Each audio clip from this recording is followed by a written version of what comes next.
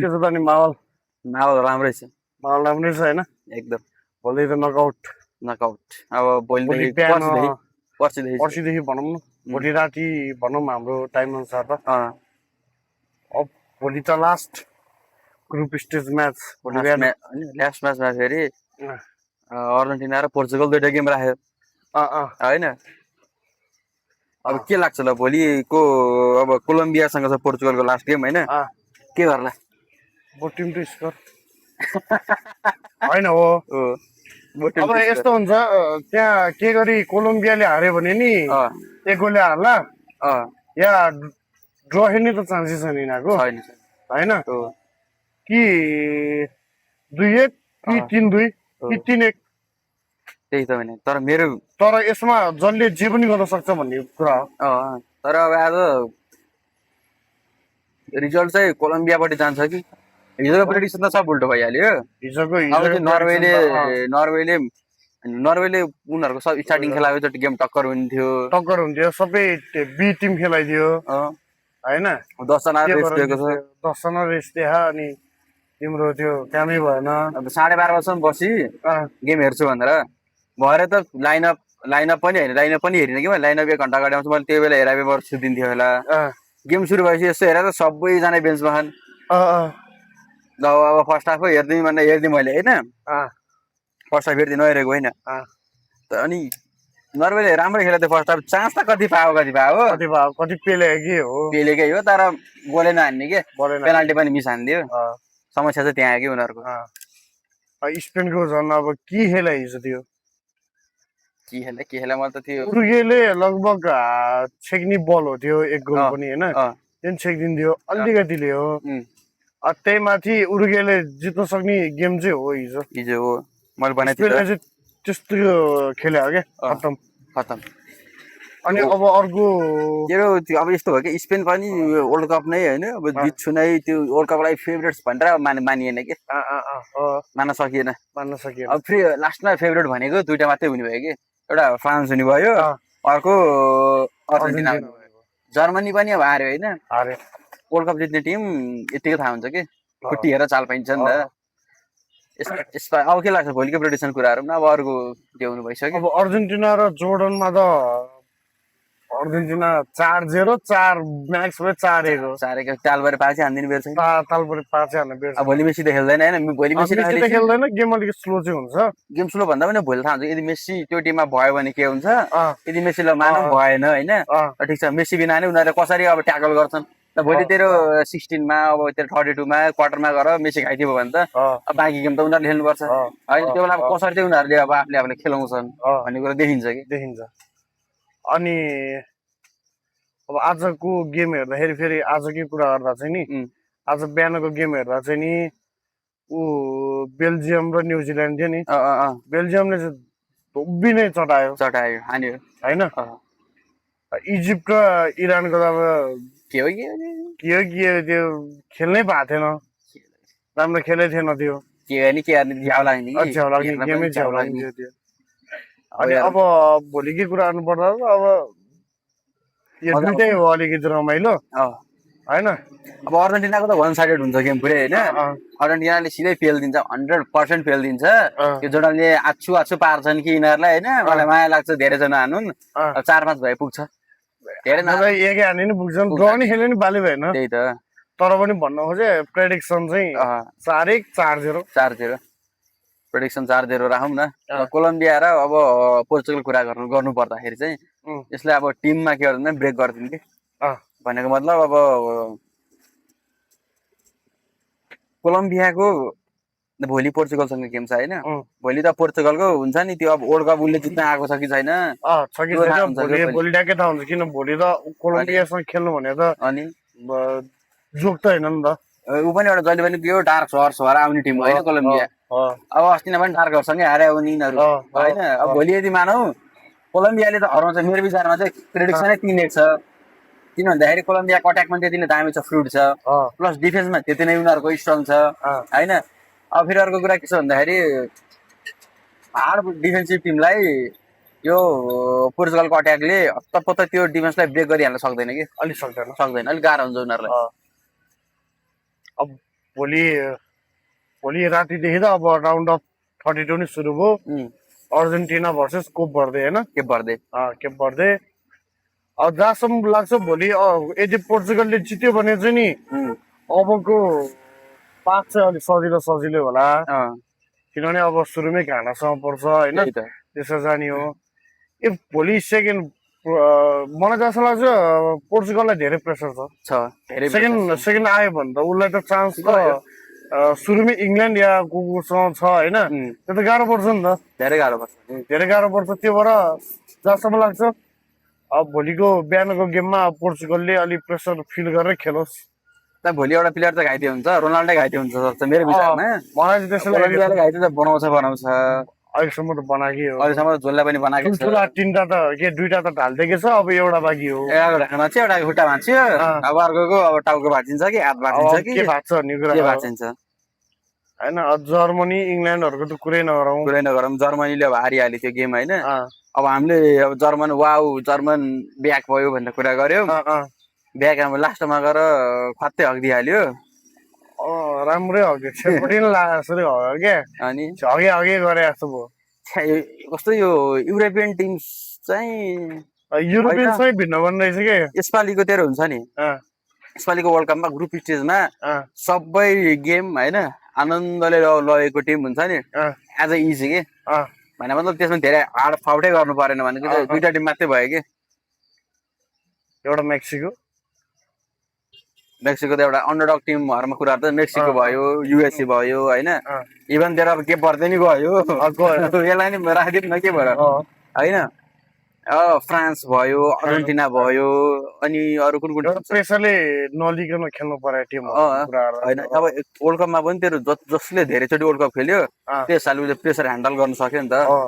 अब भोलिको गेममा मानौँ तेरो कोलम्बियाले पहिला एक गोल हान्दियो होइन फर्स्ट गोल चाहिँ यदि कोलम्बियाले हान्यो भने पोर्चुगल यदि आत्तिन्छन् होइन उनीहरूले त्यो गेममा डिसब्यालेन्स भइदिन्छ यसै डिसब्यालेन्स छ टिम अनि त्यसपछि अर्कोले दोष लगाउँछ अर्कोले दोष लगाउँछ अनि झन् बिग्रिन्छ कि त्यही हो कि भोलि यदि उनीहरूको प्रपर कम्बिनेसन राम्रोसँग मिल्यो उनीहरूले एकदम हार्ड फाउट गरे भने चाहिँ कोलम्बियालाई जित्ने टिमबाट खेल्यो भने चाहिँ हो जित्छ नै नत्र त टिमवर्क भएर खेलेन भने त सिद्धि फेरि अब त्यो यदि मानौ कोलम्बियाले नै तेरो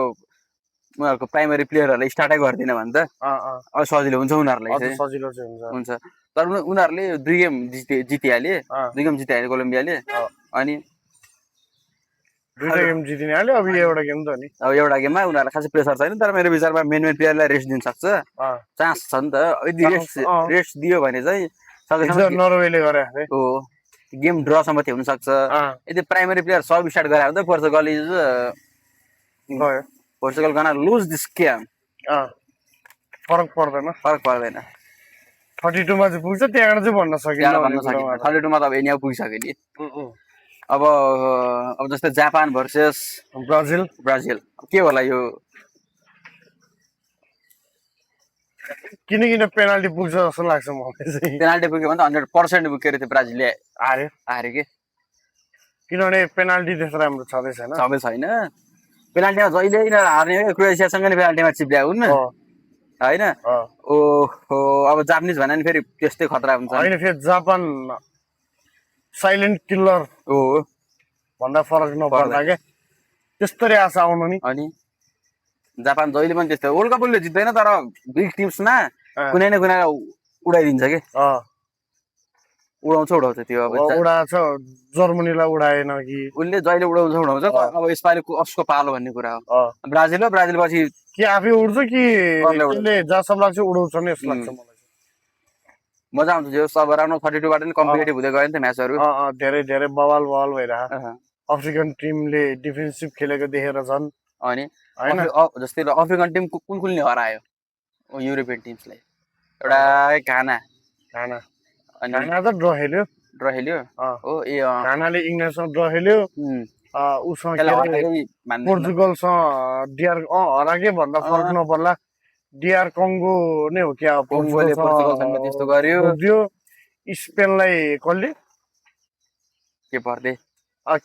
रोकिदियो अनि त्यो हराएको भन्दा के फरक पर्दै अनि अब त्यस्तो बिग जाइन्ट्स आएकाले होइन त्यसरी रोक्नु भनेको त ठुलो हो नि एउटा त उनीहरूको लागि अचिभमेन्टै हो नि, एउटा मोटिभेट के अरे सेनेगलले नि जितेको अरे होइन, सेनेगलले नि जित्यो अनि अफ्रिकन टिम्स पनि दामी छन् होइन। यसपालि युरोपियन टिम्सबाट फेभरेट भनेको एउटा फ्रान्स बाहेक मैले अर्को देखेको छैन। फ्रान्स नै हो यसपालि। युरोप स्पेन त अघि के भन्दा फरक पर्दैन क्या, हिजो के खेलेको थियो, फर्स्ट गेम के खेलेको थियो, त्यही त सेकेन्ड गेम त अलिक कमजोर चाहिँ हान्देलाई फरक परेन होइन। अब स्पेनको अलिकति डिफेन्सिभ नै तोडेर जाने भने एउटा अर्जेन्टिना हो,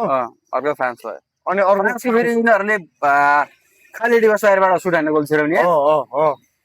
भनेपछि त तेरो अलिकति मात्रै त्यो डिफेन्समा अलिकति मात्रै ग्याप पाइयो भने उनीहरूले हानिदिइहाल्छ। अनि थोरै ग्याप नै आउनु दिनु भएन कि फ्रान्स रोक्ने हो भने। अनि फ्रान्स रोक्ने हो भने फेरि यसपालि मैले फ्रान्समा हिजो गेम हेर्दाखेरि चाहिँ मलाई एउटा के थाहा पाएँ भन्दाखेरि फ्रान्सलाई यदि फिजिकल खेल्ने टिम होइन, फिजिकल टिम भनेको मतलब जस्तै डिफेन्समा पनि एकदम फिजिकल फल खेल्ने टिम पऱ्यो भने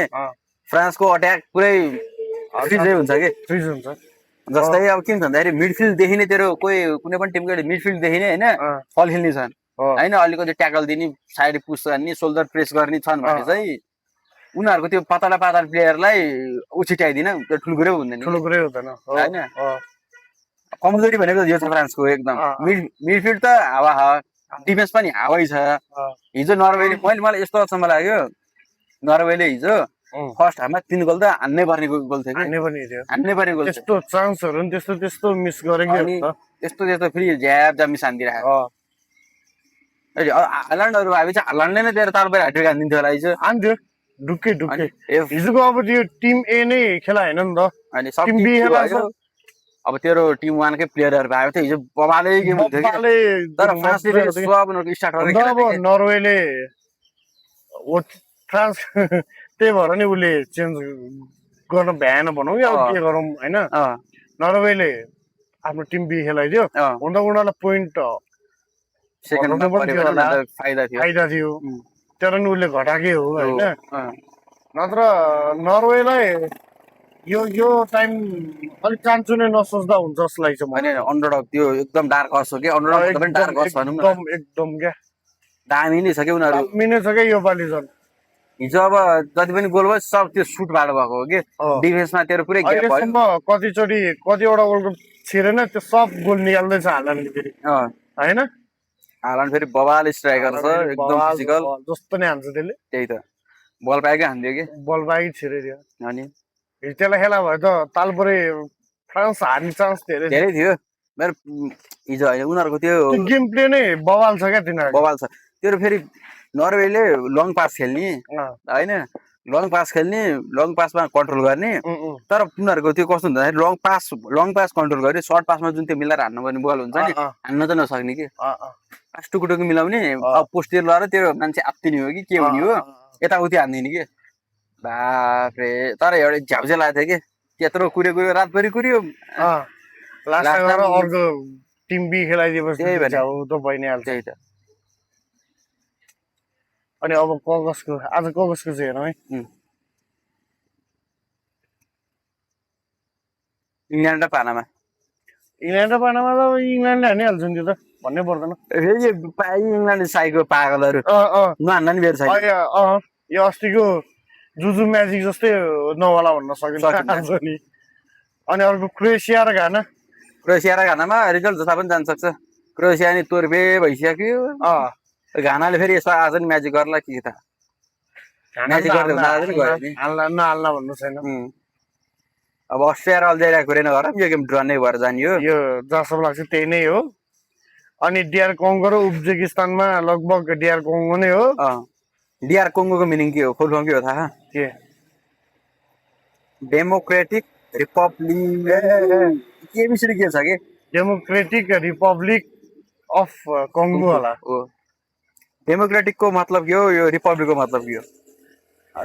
त्यो पोलिटिकल हामी अलिक पछि छौँ। यो पोलिटिकल सक्यो सरी जाउँ हामी। यो जस्तै अहिले वर्ल्ड कपको मात्रै हाम्रो यो नर्मल टक छ होइन, त्यसपछि भने पोलिटिकल फ्याक्टर छुट्टै हुन्छ, हाम्रो पोलिटिकल फ्याक्टर छुट्टै, इकोनोमिक फ्याक्टर छुट्टै हुन्छ, सबै छुट्टै आउने बेला। तर अहिले हामी राजनीतितिर नजाउँ होइन। अनि यो डिआर कङ्गो र यो उज्बेकिस्तानमा के होला जस्तो लाग्छ तिमीलाई? कङ्गोले हान्ला नि, कङ्गोले हान्छ पोर्चुगल के पोर्चुगल रोक्दै होइन हो पोर्चुगल पनि रोक्यो भने 1-1 पोर्चुगल रोक्दियो अनि यो उज्बेकिस्तान त केही नि छैन जोत्न पर्यो यो अब नकआउटको अब खतरा भनेको नेदरल्यान्ड भर्सेसको छ मोरोक्को नेदरल्यान्ड भर्सेस मोरोक्को अब यो गेममा चाहिँ के थाहा हुन्छ एउटा डार्क हर्सको उड्यो के एउटा उड्यो है होइन अब राउन्ड अफ 32 कुन चाहिँ उड्छ थाहा छैन होइन ब्राजिल जहाँसम्म लाग्छ नेदरल्यान्डको अहिलेको गेम अनुसार मोरोक्को उड्छ जस्तो लाग्छ मलाई चाहिँ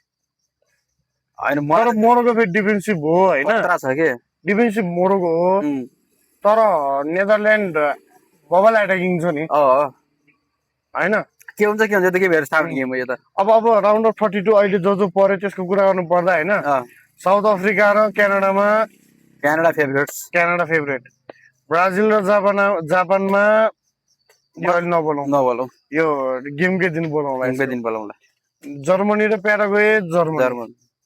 नेदरल्यान्ड र मोरोक्को नेदरल्यान्ड हो म चाहिँ तिमी के भन्छौ थाहा होइन म चाहिँ नेदरल्यान्ड म त मोरोक्को जान्छु यसमा हो ल नर्वे र आइभरी कोस्ट नर्वे फ्रान्स र फ्रान्स इजी यो स्विडेन त आउँदै आउँदैन मेक्सिको र अब को पर्छ होइन मेक्सिको र को पर्छ थाहा छैन बाँकी छ अनि यो युएसए र बोस्नियामा युएसए जान्छ अस्ट्रेलिया र इजिप्ट जाने भयो अर्जेन्टिना र के भर्देमा अर्जेन्टिना जाने भयो त्यही हो ल अब जोस् यो पालि चाहिँ राम्रै छ त राम्रो उड्दै गर्दा राम्रो आउँछ पनि जस्तै एक दुईटा टिमहरू जस्तै आओस् के जस्तै यो को भन्दाखेरि युएसए आउनु पर्यो होइन अनि नर्वे नै आउनुपर्छ हेर नर्वे त आउँछ नि अनि अर्को को आओस् अर्को मेक्सिको के भर्दै अन्त अर्जेन्टिना गइहाल्यो नि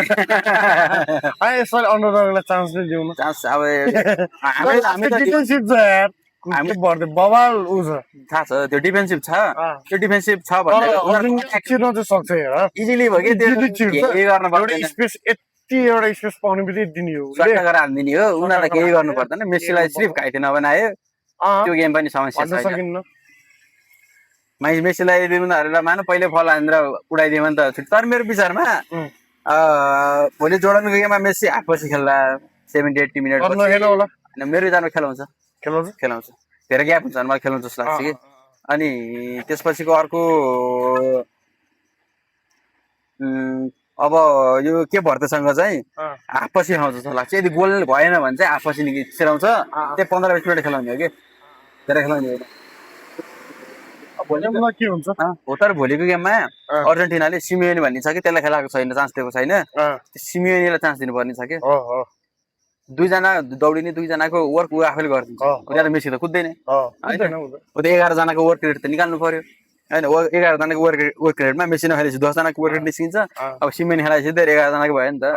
यता र उता दौडे अनि के हो मेसी त 2030 को वर्ल्ड कप नि खेला जस्तो छ त अब खेल्ला नि तेरो 42 वर्ष त हुन्छ